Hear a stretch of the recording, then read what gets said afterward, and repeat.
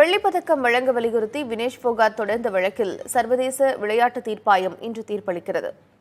Olympic மல்யுத்தம் மகளிர் 50 kilo எடைப்பிரிவின் இறுதிப் போட்டி வரை முன்னேறிய இந்தியாவின் வினேஷ் போகாட் கடைசி நேரத்தில் தகுதி நீக்கம் செய்யப்பட்டார்.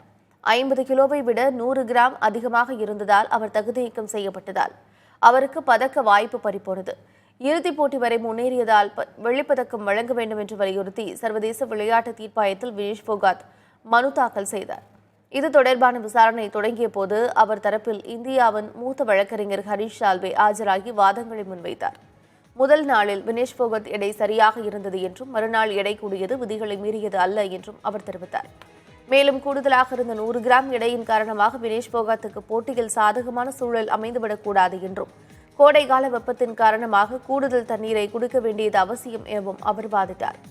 எல்லாவற்றுக்கும் மேல் வீராங்கனையின் உடல்நலம் முக்கியம் என்று குறிப்பிட்ட மூத்த வழக்கறிஞர் ஹரிஷ் சால்வே, ஒலிம்பிக் கிராமம், மல்யுத்தம் நடைபெறும் மைதானம் இடையேயான தூரம் மற்றும் குறைவான நேர இடைவெளியுடன் கூடிய போட்டி அட்டவணை ஆகியவை முக்கிய காரணங்கள் என்றும் வாதங்களை முன்வைத்தார்.